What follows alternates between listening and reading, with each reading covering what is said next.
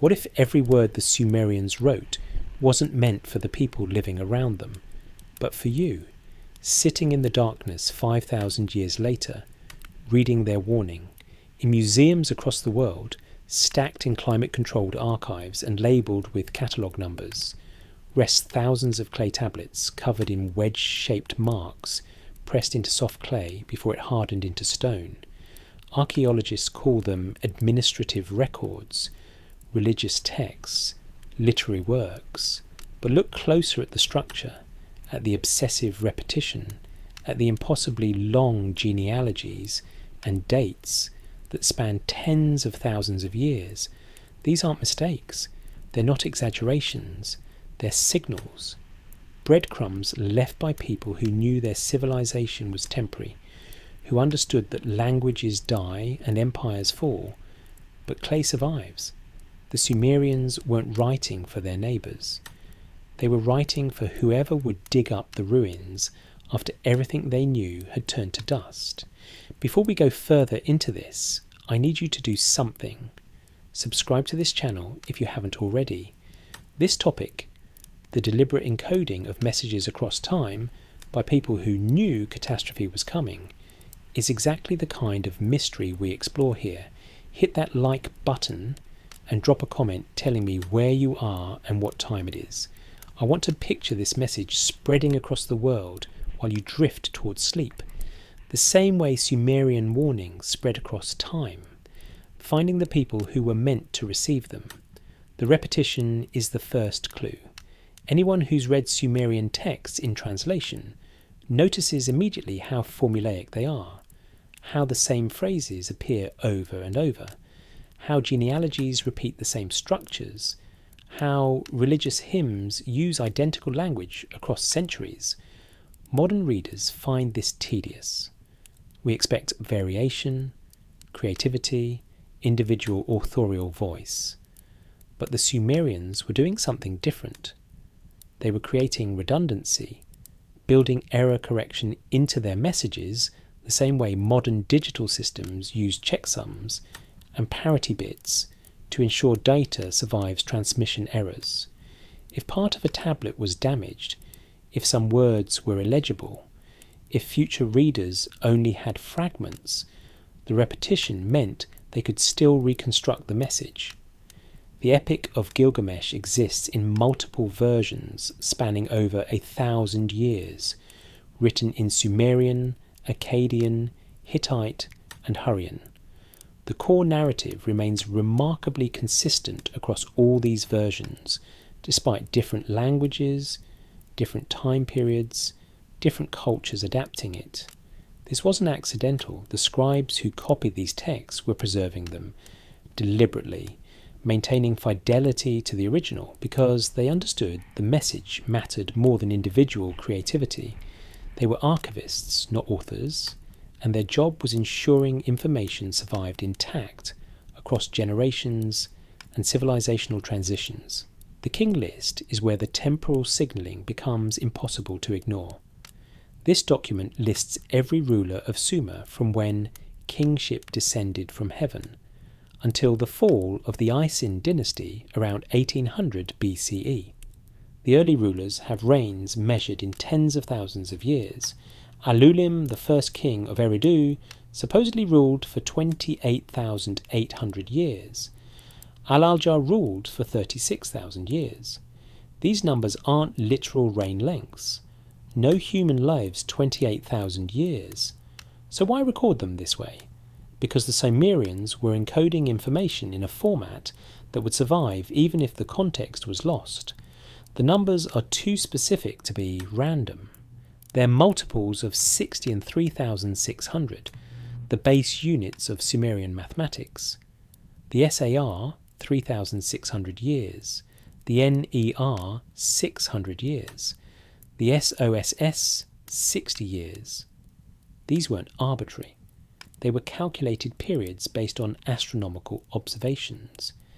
And the impossible reign lengths in the king list are actually measuring something else.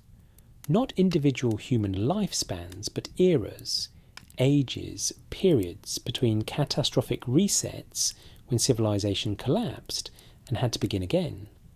The list divides cleanly into before the flood and after the flood, with rain lengths dropping to more human scales after the catastrophic event.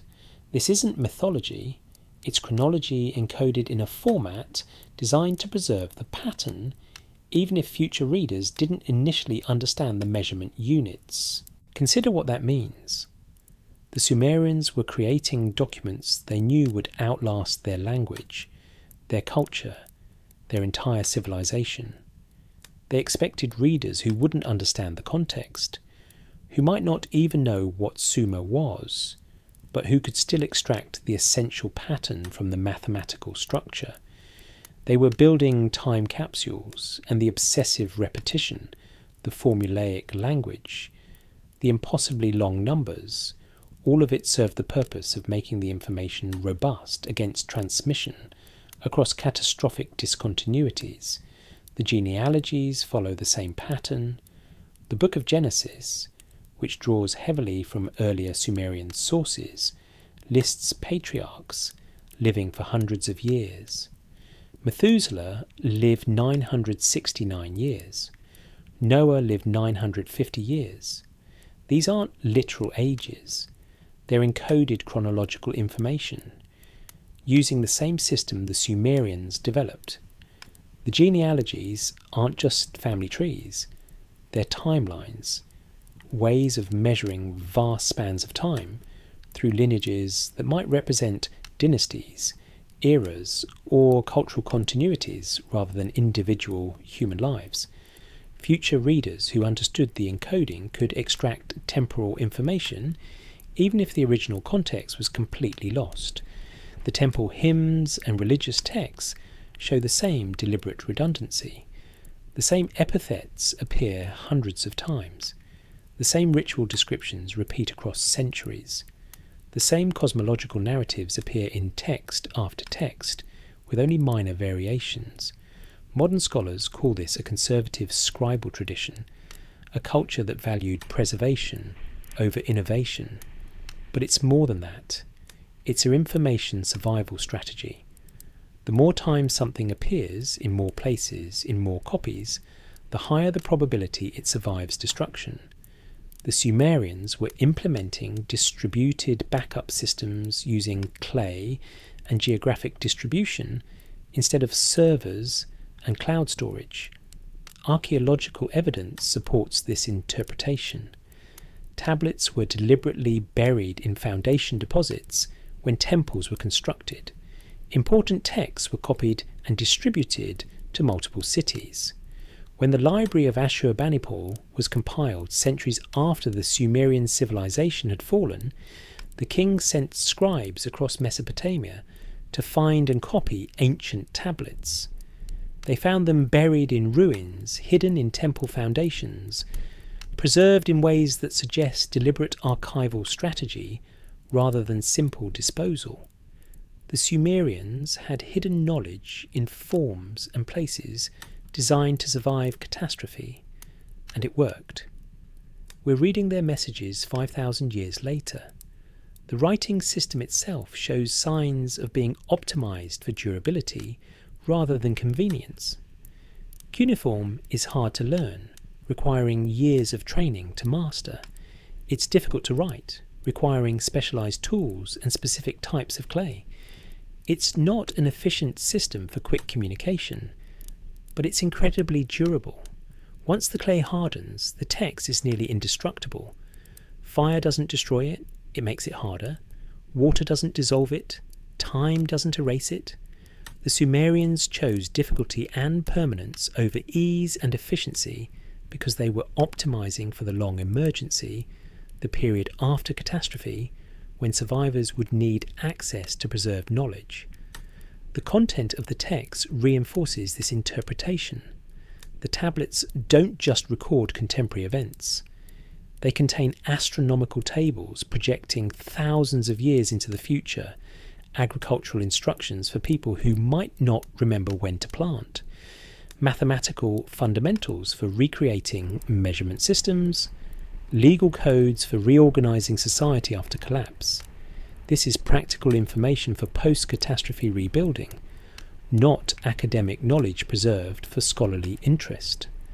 The Sumerians were creating survival manuals disguised as religious texts, astronomical records, and king lists.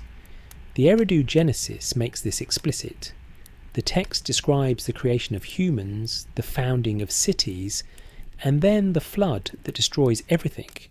But crucially, it describes one deity warning a faithful human to preserve knowledge, to build a vessel not just for life, but for information. The flood survivor is instructed to write everything down before the catastrophe and hide it in the foundations of Uruk, where future generations will find it.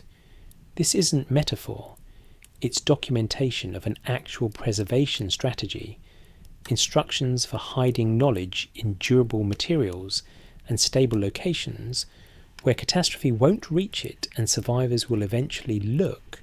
The temporal awareness is sophisticated. The Sumerians understood that civilizations are temporary, but information can be permanent if stored correctly. They knew languages change and die, but mathematical relationships remain constant. They recognized that political structures collapse, but astronomical patterns continue, regardless of who's watching. So they encoded essential information in forms that could survive language death, cultural discontinuity, and civilizational collapse. They were thinking across timescales that made individual human lives irrelevant, planning for audiences separated from them by dark ages when their language was forgotten and their cities were buried under desert sand. The question that makes this uncomfortable is how they knew. How did a civilization that had only been literate for a few centuries understand that languages die and civilizations fall? How did they know to optimize their writing system for durability across catastrophic discontinuities? The only plausible answer is that they'd seen it before. They were survivors or inheritors of knowledge from earlier catastrophes, people who understood from direct or transmitted experience that the world ends periodically and the survivors need instructions for rebuilding. The Sumerians weren't the first civilization. They were the first civilization with durable writing systems capable of transmitting knowledge across the catastrophic gaps. The tablets reference earlier cities, antediluvian rulers, wisdom transmitted from before the flood. These aren't creation myths. They're historical memory, documentation that other civilizations existed before Sumer, and that those civilizations were destroyed by catastrophic events.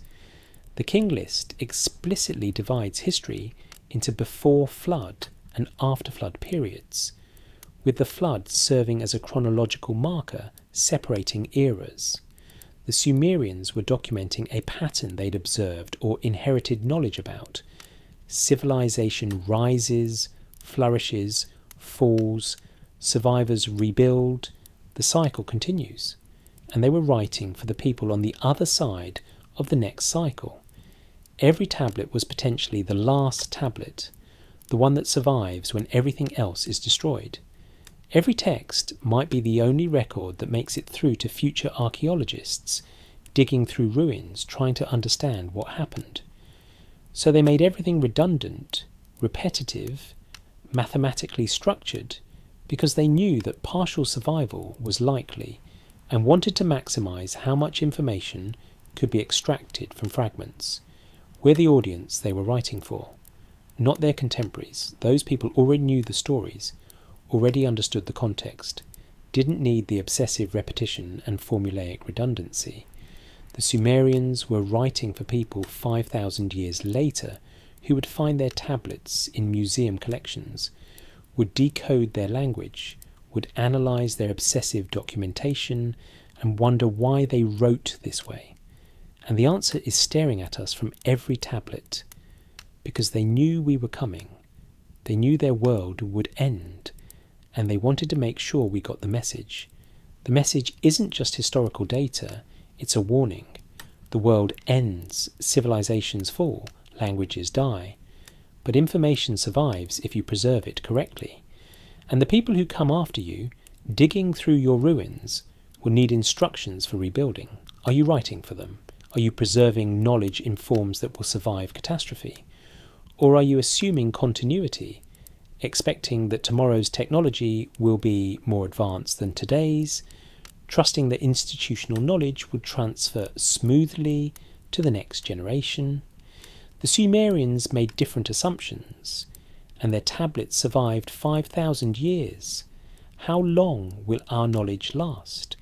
The linguistic structure of Sumerian texts reveals deliberate choices optimized for comprehension across temporal gaps.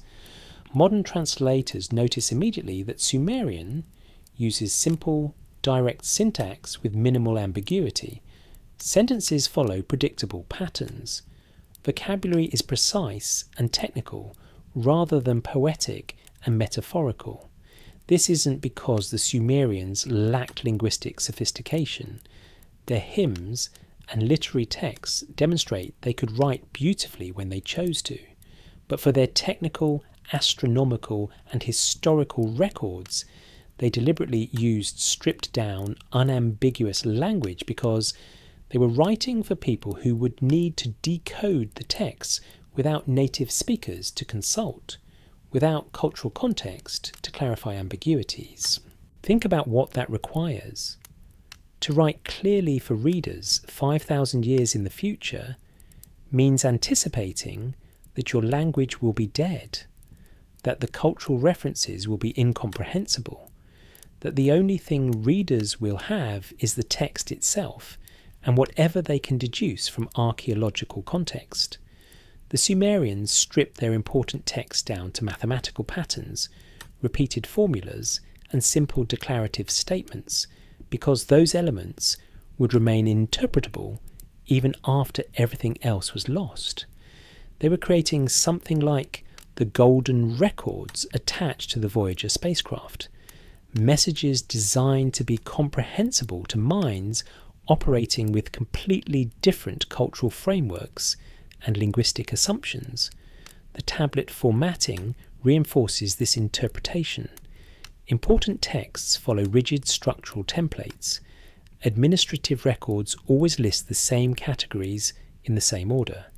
Astronomical tablets organize observations in standardized formats. Legal codes present information in consistent if-then structures.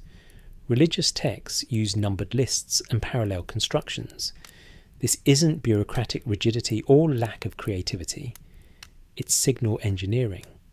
When future archaeologists find multiple tablets following identical formats, they can recognize patterns even before deciphering the language.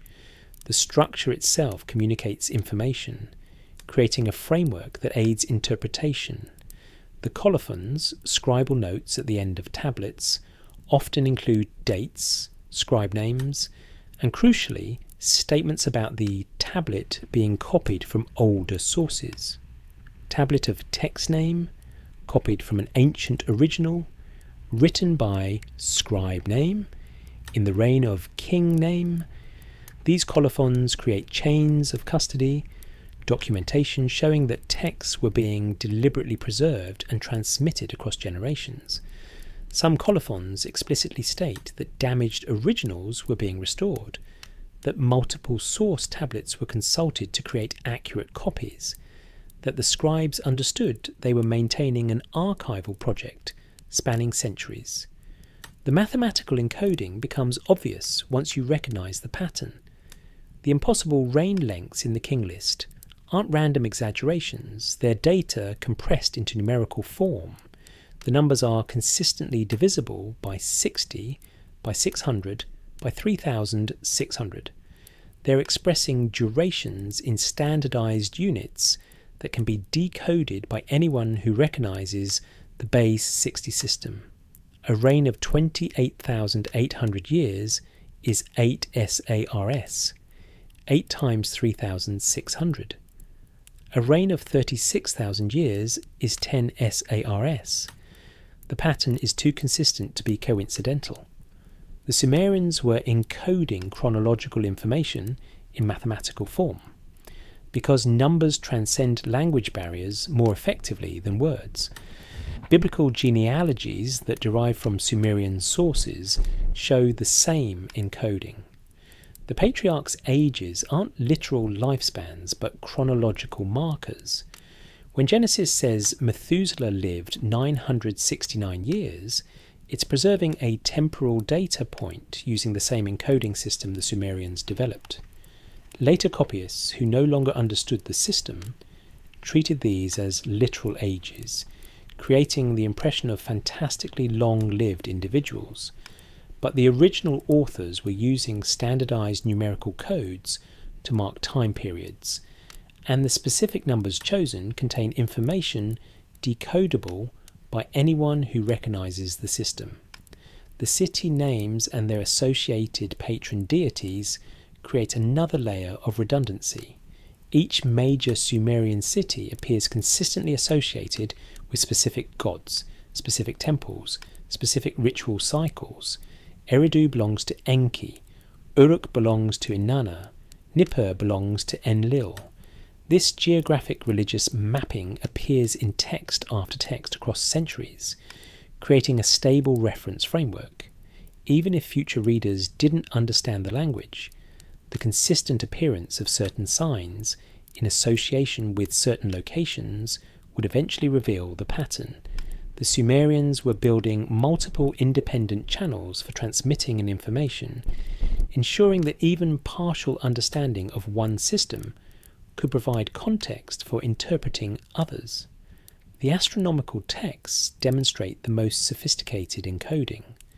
The tablets don't just record observations, they include the mathematical formulas used to generate predictions. They show the calculations, explain the parameters, provide worked examples. This pedagogical approach isn't necessary for contemporary astronomers who already know the methods. It's documentation for future observers who will need to recreate the knowledge after it's been lost. The tablets are textbooks written for students who won't be born for thousands of years, explaining not just what the Sumerians knew, but how they knew it, how someone starting from zero could rebuild the knowledge using only the surviving texts as guides. The preservation strategy extends beyond just making durable tablets. The Sumerians created geographic redundancy by distributing important texts to multiple cities. When archaeologists excavate different sites, they often find copies of the same texts, sometimes with minor variations, but core content identical. This wasn't centralized distribution. It was deliberate redundancy, insurance against localized destruction. If one city burned, if one temple collapsed, if one archive was destroyed, copies existed elsewhere. The knowledge had backup systems built across hundreds of miles of geography.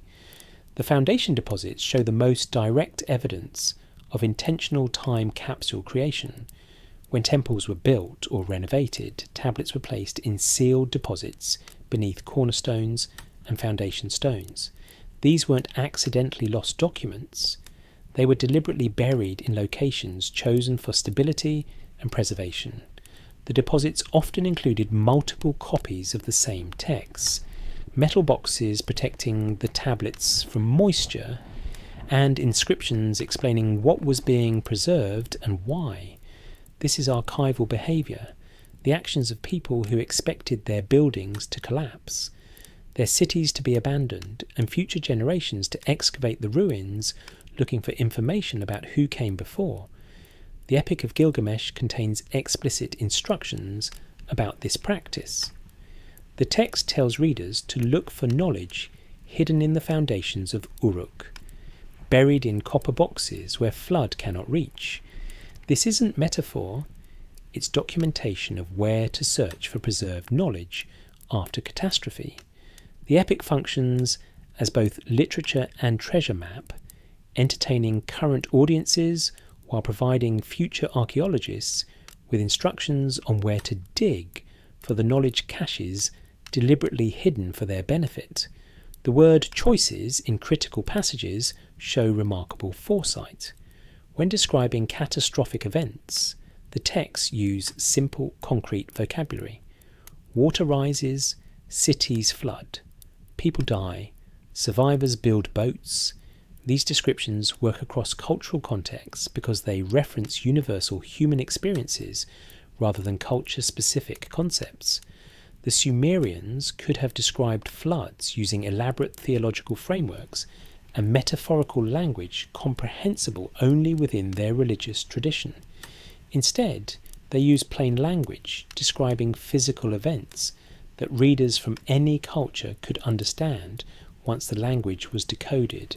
The legal codes demonstrate another aspect of writing for the future. The Code of Ur-Nammu and later Hammurabi's Code don't just list laws, they explain the reasoning, provide examples, and describe the social context. This pedagogical approach isn't necessary for people living in that society who understand the cultural assumptions. It's explanation for outsiders, for people who will find these texts without understanding the social norms that produce them. The codes are teaching documents, explaining to future readers not just what the laws were, but why they existed and how they functioned within Sumerian society. The contrast with ephemeral writing systems makes the Sumerian strategy clear. Many ancient cultures use perishable materials: papyrus, palm leaves, wooden tablets, leather. These writing surfaces were cheaper and easier to use than clay, and for day-to-day communication they made perfect sense. But they don't survive. Ancient Egyptian papyrus texts only survive in extremely dry desert conditions or lucky accidents of preservation. Texts written on organic materials from most other cultures are completely lost. The Sumerians made the opposite choice. They used the most durable, most difficult, most permanent writing medium available because they weren't optimizing for convenience. They were optimizing for survival across catastrophic timescales. The division of texts into series reveals organizational sophistication designed to aid future comprehension. The Enuma Anu Enlil astronomical omens were organized into roughly 70 tablets, each focusing on specific phenomena. The Sumerian king list exists in multiple versions that can be cross-referenced. The Epic of Gilgamesh was divided into 12 tablets, following narrative logic. This modular organization meant that even if tablets were found out of order or some were lost, the surviving pieces remained interpretable. Each tablet was self-contained, enough to provide value independently, while also fitting into a larger structure that became apparent when multiple tablets were assembled. The Sumerians also created cross-references between texts, building an information web rather than isolated documents. Astronomical tablets reference king lists for dating. Historical texts reference astronomical events for chronological anchoring. Religious texts reference legal codes and vice versa. This interconnection meant that understanding any part of the archive provided context for interpreting other parts. Future scholars finding these tablets wouldn't just discover isolated pieces of information. They'd find a coherent knowledge system where each component reinforced and illuminated the others. The dating systems show awareness of the need for chronological stability across catastrophic discontinuities. Rather than dating everything from a single political event, the reign of a current king who would be forgotten after collapse, important texts use astronomical events as temporal markers. Eclipses, planetary conjunctions, and other celestial events that could be calculated backward by future astronomers who might have no knowledge of Sumerian political history. The tablets were creating temporal anchors that transcended political discontinuity, allowing future chronologists to place events in absolute time, even without understanding the cultural context. The preservation of failed experiments and wrong turns shows remarkable intellectual honesty. Some tablets document astronomical predictions that didn't match observations, mathematical methods that were later superseded, theories that were proven incorrect. These weren't suppressed, they were preserved alongside successful methods. This created a scientific record showing not just what the Sumerians knew, but how they learned it, the process of discovery and error correction. For future scientists trying to rebuild knowledge from fragments, seeing the failed approaches helps avoid repeating the same mistakes and illuminates why the successful methods work. The tablets increasingly read like messages in bottles, written by people who knew they were speaking across an abyss of time to audiences they would never meet. The formulaic openings, the careful dating, the explicit copying notations, the foundation deposits with instructions for future discoverers, all of it speaks to awareness that the immediate audience was less important than the eventual audience. The people who would find these tablets after Sumerian civilization had vanished, and Sumerian language had died.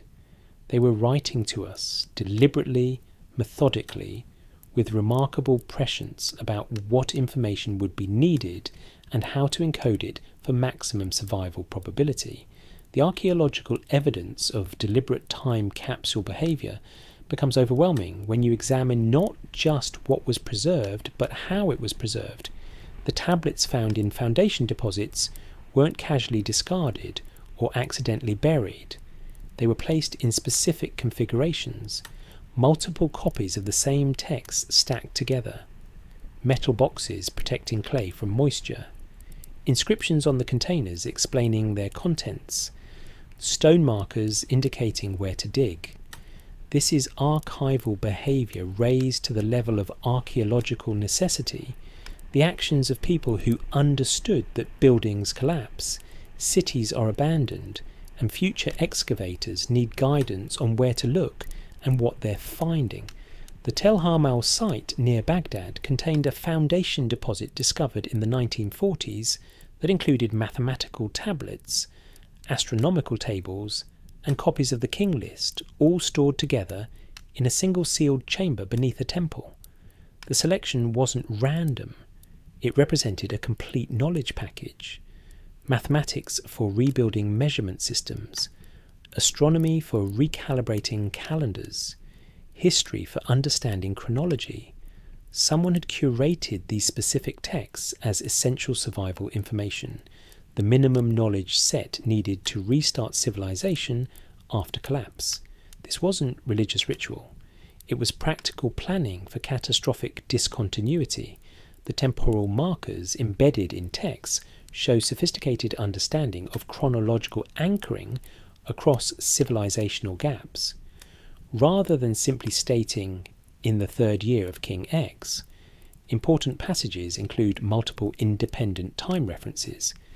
In the 3rd year of King X, when Venus appeared in the east for the first time after conjunction, when the spring flood reached the temple steps, when the constellation Taurus rose at dawn. Future chronologists who knew nothing about King X could still place the event in time using astronomical and seasonal markers that repeat on calculable cycles. The Sumerians were creating temporal GPS coordinates that would remain valid regardless of whether their political history survived. The linguistic time capsules appear in Sumerian literature's treatment of earlier languages. Some tablets preserve texts in languages that were already dead when the tablets were inscribed, with Sumerian translations or explanations included. The scribes weren't preserving these ancient languages for scholarly curiosity. They were documenting that languages die, that translation becomes necessary, that future readers of Sumerian would face the same challenges the Sumerians faced trying to read texts from whoever came before them. They were providing both warning and methodology, showing future linguists that dead languages could be recovered through bilingual texts and systematic comparison. The question of how they knew catastrophe was coming has only one plausible answer. They'd experienced it before, or inherited knowledge from those who had.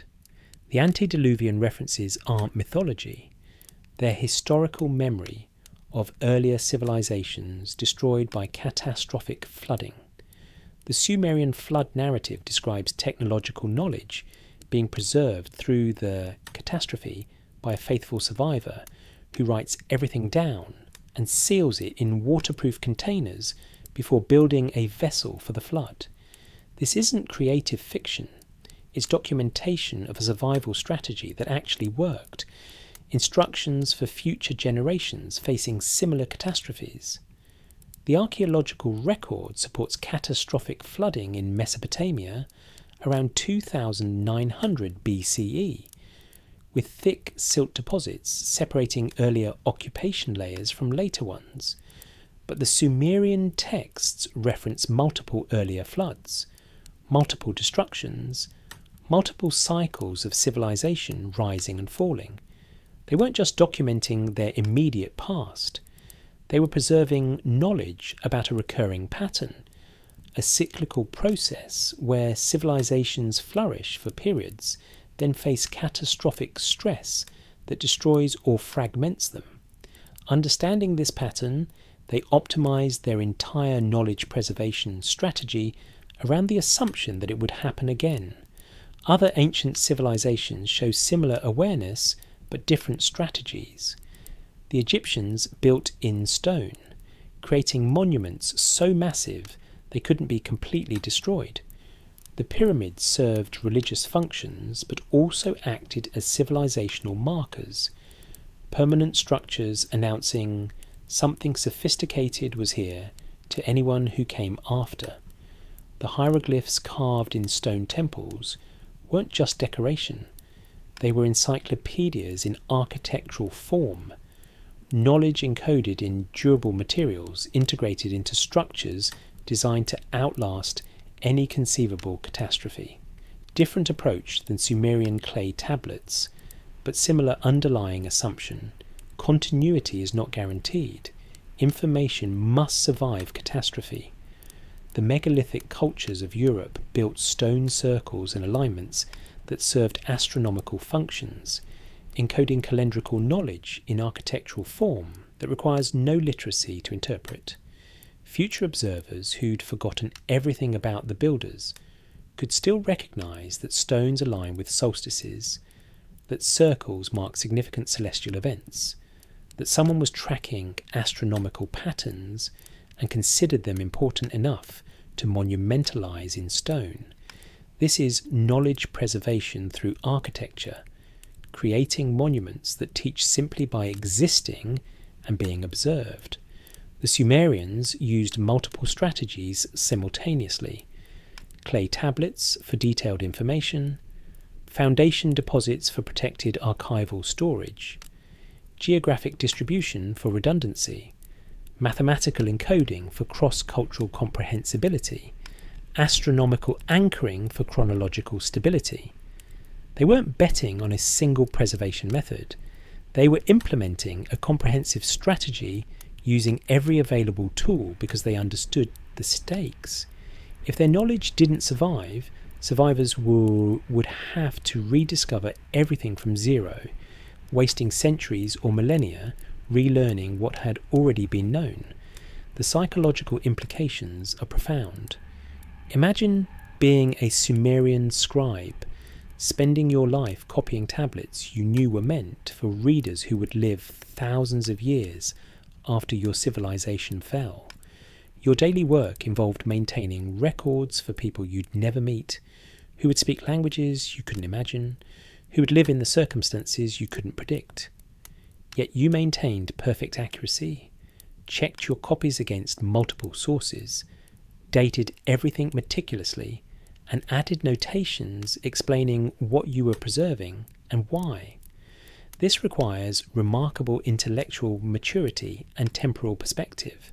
The scribal colophons sometimes include personal notes that read, like messages across time.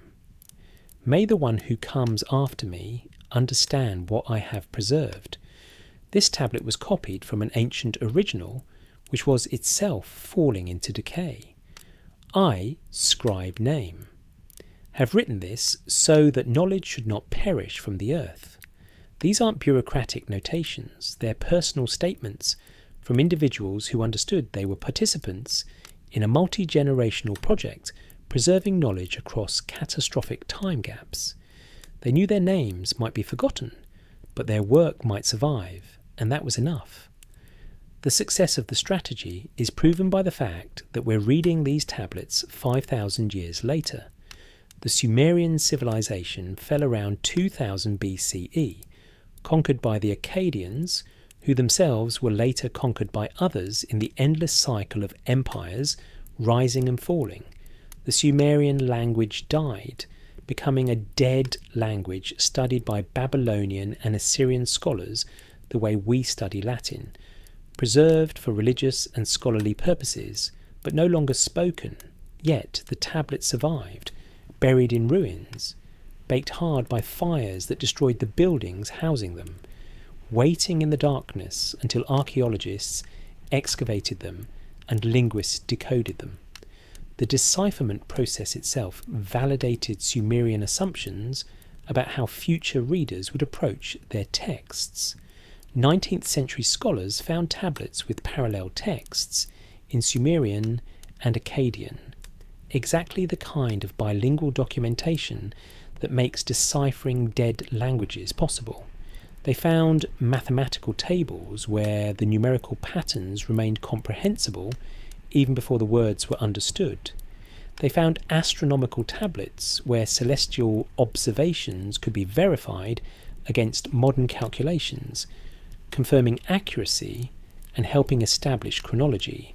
Every feature the Sumerians had built into their preservation strategy proved useful when the time came to decode their messages. The modern implications are uncomfortable. We've created more knowledge than any previous civilization, but stored it in formats far less durable than Sumerian clay. Digital storage requires functioning computers, compatible software, and electrical power.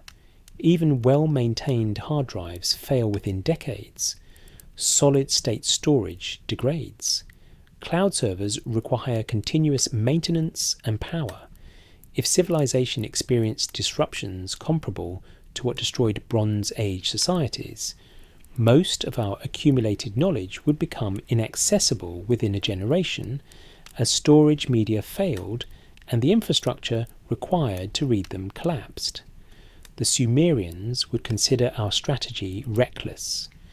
We've optimized for accessibility and search efficiency while sacrificing durability and independence from infrastructure.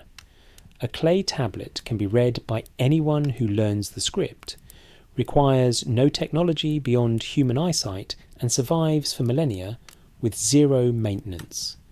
A digital file requires specific hardware, specific software, specific power sources, and specific expertise to access. And all of those dependencies become vulnerabilities when systems face stress. We've created unprecedented knowledge density while simultaneously making that knowledge more fragile than at any point since writing was invented. Some modern projects explicitly attempt to replicate Sumerian preservation strategies. The Long Now Foundation is building a 10,000-year clock designed to keep time across civilizational cycles. The Svalbard Global Seed Vault stores crop seeds in permafrost for retrieval after agricultural catastrophe. Various groups are engraving knowledge on metal plates, creating archives on archival paper rather than digital media, and developing encoding systems designed to be interpretable by future observers without shared language or culture.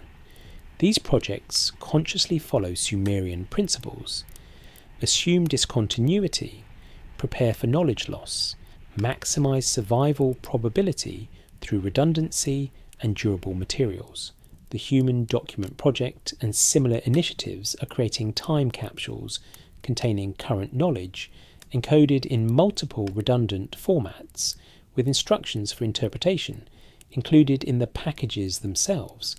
The methodology mirrors Sumerian practice: bilingual texts, mathematical encoding, astronomical anchors, multiple copies distributed geographically, storage in stable locations protected from environmental damage.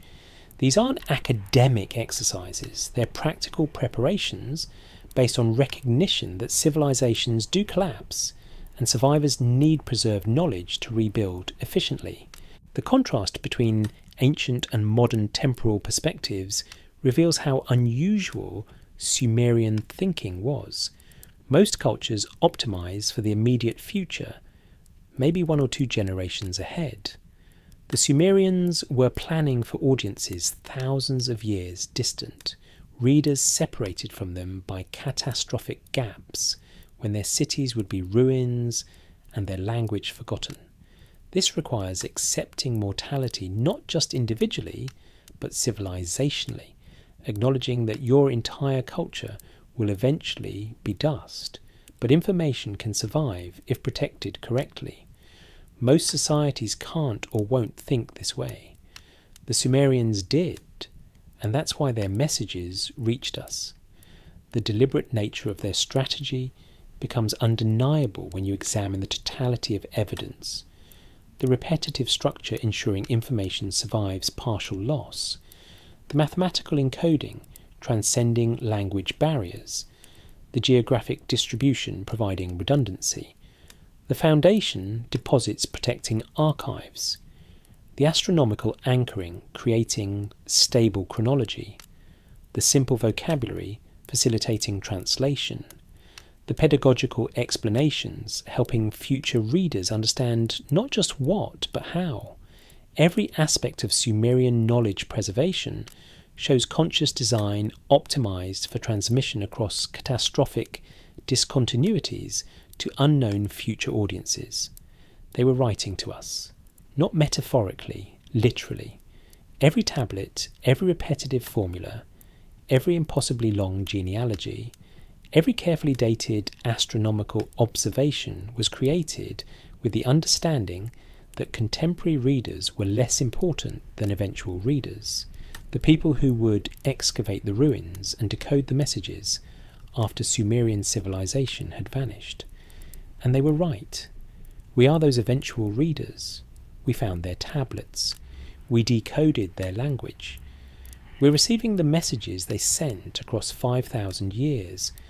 The time capsule strategy worked. The metadata encoded in Sumerian texts reveals layers of intention that become visible only when examining multiple tablets across different sites and time periods. Scribes didn't just copy texts, they documented the copying process itself. Tablets include statements about which archive the original came from, how many other copies were consulted, whether damaged sections were restored based on parallel texts, and sometimes explicit acknowledgement that certain passages remained unclear despite multiple source comparisons. This documentation of uncertainty is remarkable because it shows intellectual honesty prioritized over false certainty, an understanding that future scholars would benefit more from knowing what was doubtful than from receiving confidently stated errors. The educational texts demonstrate particularly clear evidence of writing for future audiences with different knowledge bases. Sumerian mathematics tablets don't just present problems and solutions, they show the working, explain the logic, and provide multiple example problems of increasing complexity. This pedagogical approach isn't necessary for trained scribes who already understand the methods.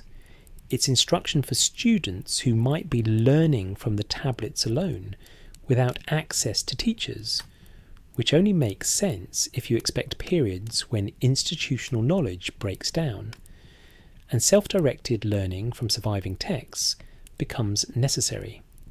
The astronomical instruction tablets follow similar patterns. They don't assume readers have continuous observational practice to build on. They start from basics. how to identify specific stars, how to track planetary motion, how to predict lunar phases, before progressing to complex calculations. The tablets function as complete astronomy curricula, preserved in archival form.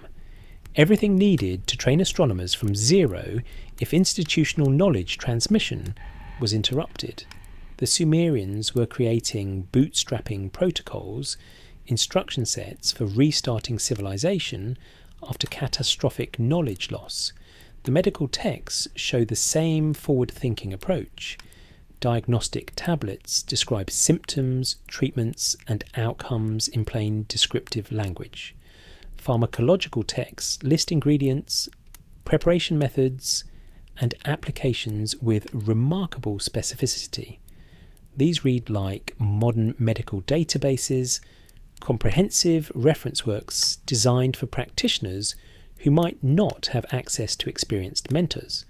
The level of detail and systematic organisation suggests authors expecting their texts to be used by future physicians who would need to recreate medical knowledge from written sources alone. The agricultural calendars preserved in temple archives weren't needed by contemporary farmers who learned seasonal timing from their parents and community experience, but they would be essential for survivors after catastrophe disrupted agricultural knowledge transmission, people who might find themselves in the same region but without living memory of optimal planting dates, irrigation timing, and harvest schedules. The tablets preserve this practical survival information in formats accessible to anyone who could learn to read, creating agricultural knowledge caches for post-catastrophe rebuilding.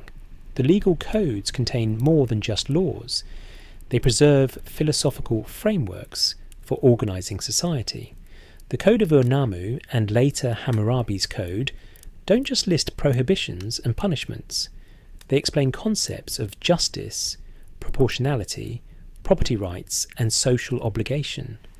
These are civilization-building documents, explaining to future readers not just what rules the Sumerians followed, but why those rules existed and what principles they embodied.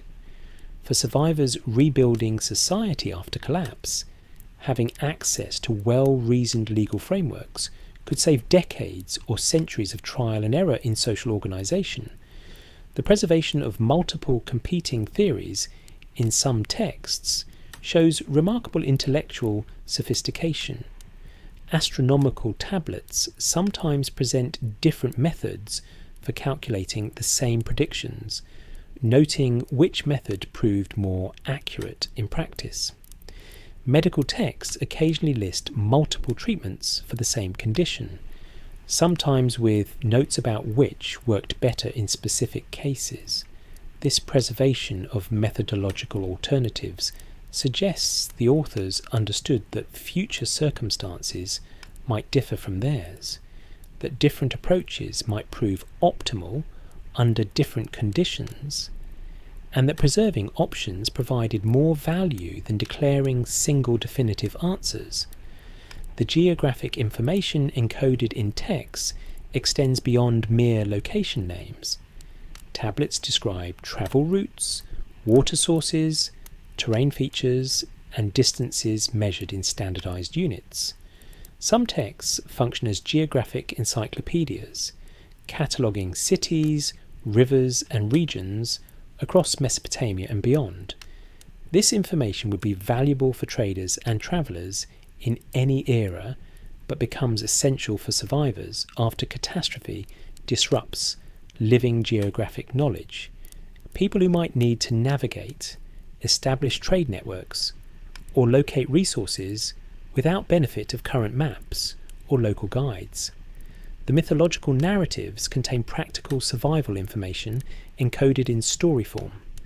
The flood narrative isn't just religious literature, it's a disaster survival manual disguised as theology. It describes building waterproof vessels, preserving seeds and animals, surviving extended periods without resupply, and rebuilding after catastrophic flooding. Someone who'd never experienced major flooding could extract practical preparation advice from the epic's detailed descriptions of how Utnapishtim survived the deluge. The Sumerians were embedding survival knowledge in memorable narrative form, using story as a mnemonic device and transmission vector. The linguistic preservation extends to documenting how their own language changed over time. Late Sumerian texts sometimes include obsolete words with explanations of modern equivalents, preserving not just current usage but historical development. This creates linguistic time capsules within the texts themselves, showing future scholars how languages evolve and providing tools for interpreting older documents. The Sumerians understood that their own language would eventually die and were creating the tools future linguists would need to recover it, essentially writing their own posthumous decipherment keys into the archive. The religious texts beneath their theological surface preserve cosmological knowledge and philosophical frameworks. Creation narratives embed understanding of natural cycles, astronomical patterns, and seasonal rhythms. Temple hymns encode calendrical information through festival schedules and ritual timing. Mythology preserves historical memory of catastrophic events disguised as divine actions. The religious framework served contemporary spiritual needs while simultaneously functioning as knowledge container, protecting essential information inside culturally important texts that would be preserved and transmitted even through periods of social chaos. The standardization of measurement systems across texts shows deliberate creation of translation keys. Length, weight, volume, and time measurements appear consistently defined and frequently converted between units within single tablets. This redundant specification of measurement relationships meant future readers could reconstruct the entire measurement system from fragments, understanding how to interpret quantitative information even if they'd lost independent knowledge of Sumerian units. The tablets were carrying their own calibration standards, making themselves independently interpretable. The preservation of historical records with explicit acknowledgement of gaps shows remarkable historiographic sophistication. The king list includes sections noting then X destroyed, kingship went to Y, without elaborate explanation, documenting discontinuities rather than inventing smooth transitions. This honest acknowledgement of incomplete information helps future historians recognize what's reliable versus speculative, an intellectual integrity rare in ancient sources. The Sumerians were creating not propaganda, but actual historical documentation designed to be useful to serious future scholars regardless of political considerations. The technological documentation preserves not just products, but processes. Metallurgy tablets describe how to identify ores, construct furnaces, achieve specific temperatures, and produce various alloys. Textile production records detail spinning, weaving, and dyeing techniques. Construction texts explain architectural principles, load-bearing considerations, and material properties. These process descriptions transform tablets from passive records into active instruction manuals, allowing future technologists to recreate technologies from descriptions alone if practical knowledge was lost. The economic texts preserve more than transaction records. They document prices, exchange rates, trade goods, and economic relationships across generations. This longitudinal data would help future economists understand how markets functioned, how value was determined, and how economic systems operated.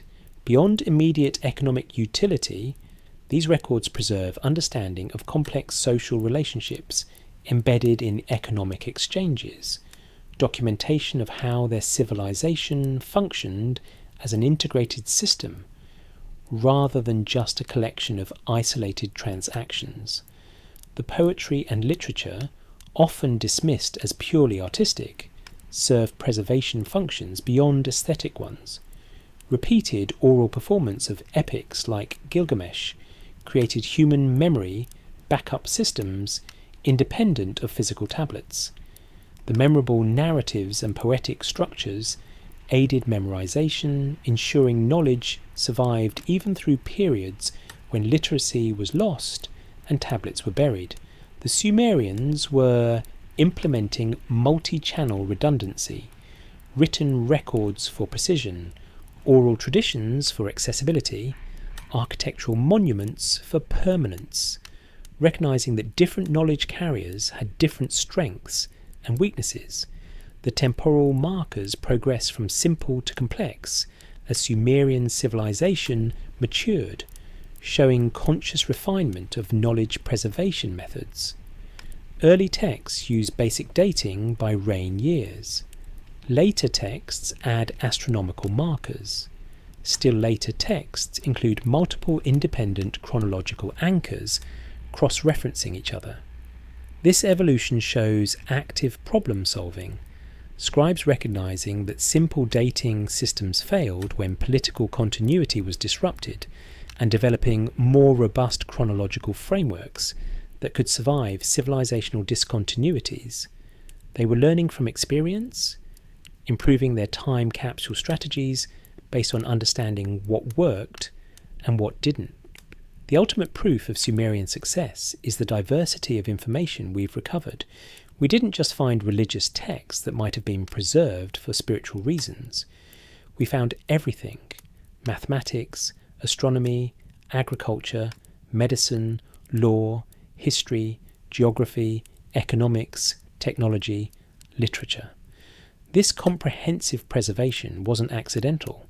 It required systematic effort across centuries by institutions that understood their mission was maintaining knowledge for future generations, regardless of whether contemporary society valued every piece of information equally. The breadth of the surviving archive reflects the breadth of the preservation strategy, a conscious decision to save everything because they couldn't predict what future audiences would need most. The circularity becomes inescapable when you realize we're doing exactly what the Sumerians predicted we'd do. We're excavating their ruins, decoding their language, analyzing their obsessive documentation, and trying to understand why they wrote this way. And the answer is staring at us from every tablet. They wrote this way because they knew we'd be here, knew we'd be asking these questions, knew that their world would end, but their information could survive if protected correctly. They were writing to us across 5,000 years, and we're finally receiving the message. The validation of their strategy appears in every museum collection of cuneiform tablets, every academic journal analysing Sumerian texts, every documentary exploring ancient Mesopotamia. Their time capsules worked. Their encoding was sufficiently robust that scholars separated from them by 5 millennia, and every possible kind of cultural discontinuity could still extract meaning from the clay. Their assumption that future readers would be intelligent, curious, and capable of systematic analysis proved correct. They bet on human intellectual continuity even when expecting political and social discontinuity, and that bet paid off. The temporal perspective they maintained seems almost superhuman until you recognise they were building on inherited experience. They'd seen civilizations fall, either first-hand or through transmitted memory, preserved from earlier catastrophes.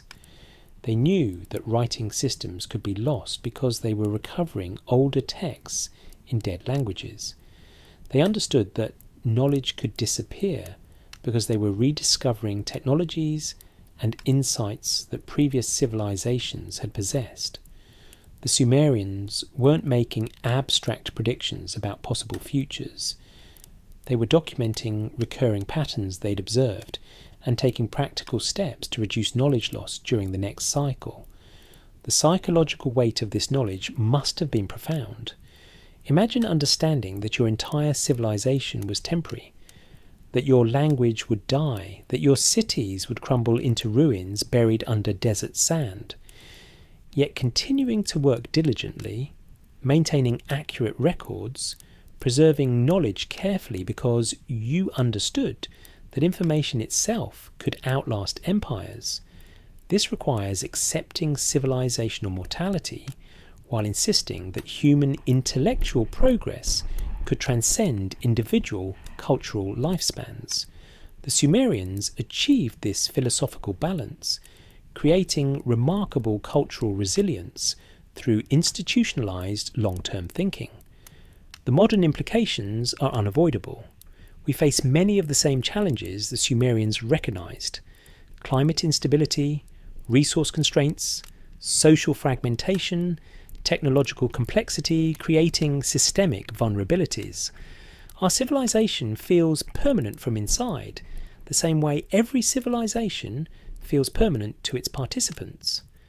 But archaeological evidence shows civilizations are temporary, that complex societies regularly collapse, that knowledge is lost during transitions unless deliberately preserved. The Sumerian message across 5,000 years is clear. Assume discontinuity, prepare for knowledge loss, preserve information in durable, accessible formats. The question is whether we're paying attention. The Sumerians were writing to future audiences, and we are that audience. Their warnings about cyclical catastrophe, their documentation of how civilizations fall and knowledge is lost, their careful preservation of essential information in survival-optimized formats, all of this was meant for us. They couldn't prevent their own collapse, but they succeeded in transmitting knowledge across the catastrophic gap to whoever came after. Now we face similar challenges. Are we preparing similar knowledge preservation? Are we assuming continuity or planning for discontinuity? Are we writing for audiences on the other side of whatever catastrophes lie ahead? Some modern initiatives mirror Sumerian thinking. The Long Now Foundation's 10,000-year clock, the Svalbard Seed Vault, archives on durable media, knowledge encoded in multiple formats with built-in decipherment keys. These projects explicitly acknowledge that civilizations are temporary, but information can survive if protected correctly. The methodology consciously follows Sumerian precedent. Assume discontinuity, maximize redundancy, create self-interpreting archives, distribute geographically, store in stable protected locations. The people working on these projects have received the Sumerian message and are acting on it, but the majority of human knowledge remains stored in vulnerable digital formats, dependent on functioning infrastructure. We're creating unprecedented volumes of information while simultaneously making that information more fragile than at any point since writing was invented. A digital dark age is entirely possible, a period when enormous amounts of recorded knowledge becomes inaccessible because the technology required to read storage media no longer functions and can't be recreated. Future archaeologists might find our hard drives and flash drives the way we found Sumerian tablets, but without functioning computers and compatible software, these storage devices would be meaningless artifacts.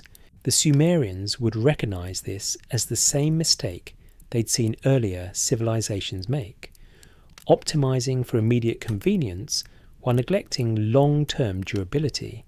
They made the opposite choice consciously and explicitly, accepting the difficulty of cuneiform and the labour-intensive nature of clay tablet production because they were optimizing for knowledge survival across catastrophic timescales.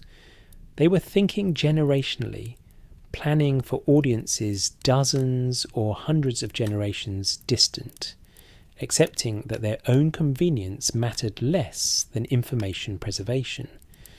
The specific content they chose to preserve reflects what they considered essential survival knowledge: agriculture, astronomy, mathematics, medicine, law, history, geography, technology. These aren't random collections, they're comprehensive knowledge packages for rebuilding civilization after collapse. Someone finding these archives and learning to read them would have access to the foundational knowledge needed to restart organised society, avoid rediscovering basics from zero, and build on preserved understanding, rather than spending centuries relearning what was already known. The religious and mythological texts served dual purposes, maintaining cultural continuity during normal times, while preserving essential information for catastrophic times. The flood narrative isn't just about divine judgment, it's about survival strategies during catastrophic flooding. The creation myths aren't just theology, they're cosmology and natural philosophy, encoding understanding of seasonal cycles and astronomical patterns. The Sumerians embedded practical knowledge in memorable narrative form, using cultural transmission mechanisms to carry information through periods when institutional knowledge systems might fail. The success rate has been remarkable, but incomplete. We've recovered thousands of tablets, decoded the language, reconstructed substantial portions of Sumerian knowledge, but we've also lost enormous amounts. Texts that existed but weren't preserved, copies that didn't survive, knowledge that was transmitted orally without written backup. The partial survival proves the strategy worked, but also shows its limitations. Total preservation through catastrophic events is impossible, but the Sumerians maximised survival probability through every available method, and enough survived to reconstruct meaningful portions of their civilization.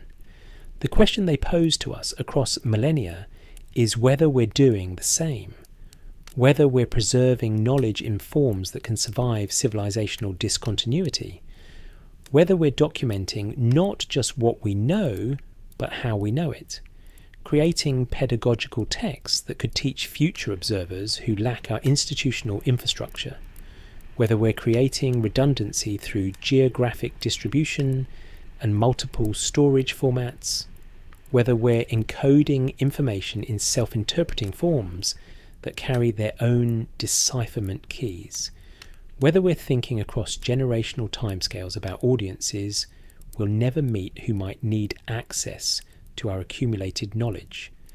The Sumerian tablets offer no guarantees.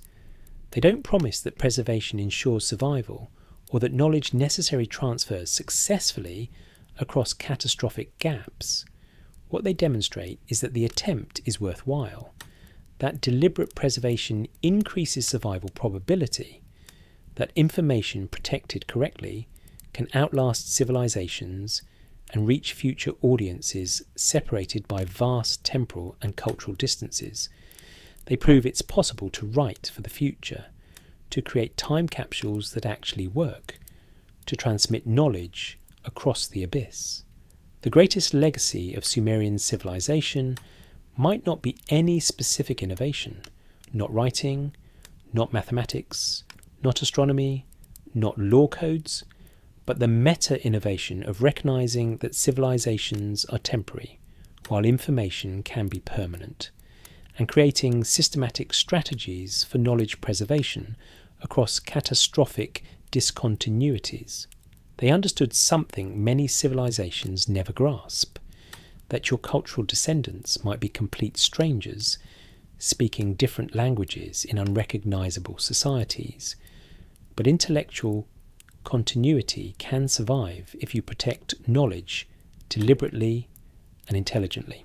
The tablets rest in museum collections now, fragments of clay covered in wedge-shaped marks, protected by climate control and catalogued with modern precision. They've outlasted the civilization that created them by 3,000 years. The Sumerian language has been dead for 4 millennia, spoken by no one, yet we can read it now because the tablets survived and linguists decoded them. The preservation strategy worked across unimaginable timescales and cultural transformations. The Sumerians spoke across the void, and we heard them. The message is both warning and instruction. Warning that civilizations fall, that languages die, that knowledge is lost unless actively preserved. Instruction on how to maximize information survival, redundancy, geographic distribution, durable materials, simple encoding, pedagogical explanations, mathematical structure, astronomical anchoring, multiple independent formats. And underlying both warning and instruction is the assumption that future audiences matter, that people dozens or hundreds of generations hence deserve access to accumulated knowledge, that intellectual progress across human history is worth protecting even when individual civilizations prove temporary. We're the proof that their strategy succeeded. We found the tablets. We decoded the language. We reconstructed their astronomy, their mathematics, their history, their literature. We received messages written 50 centuries ago by people who understood we'd eventually be here, reading their words, learning from their knowledge, benefiting from their extraordinary foresight. The time capsules worked. The information survived. The chain of transmission across catastrophic gaps remained unbroken despite empires falling, languages dying, and entire eras passing into darkness. The question now is what we do with this legacy, whether we learn from their example and implement similar preservation strategies for our own knowledge, whether we write for future audiences with the same long-term perspective they maintained, whether we accept civilizational mortality while insisting on intellectual continuity, whether we create time capsules of our own, encoding current knowledge in durable formats designed to outlast whatever catastrophes lie ahead, protected in ways that maximize discovery probability for whoever comes after us. The clay doesn't forget. That's what makes these tablets different from every other human creation. Stone monuments crumble, metal corrodes, papyrus burns. But clay, once baked hard by fire or time, becomes nearly indestructible. The marks pressed into it 5,000 years ago remain perfectly legible today. The Sumerians chose their medium carefully, optimizing for the truly long term, accepting difficulty and bulk in exchange for permanence. They were writing for eternity, or as close to it as human technology allowed, and they were writing for you. Specifically, the person reading this now, 5,000 years after they pressed these marks into clay, exactly as they predicted someone would. They knew you were coming. They prepared messages for you. They preserved knowledge for you. They created these time capsules with the explicit understanding that their world would end, but their information could reach future audiences if protected correctly. You are the future audience. This is the message.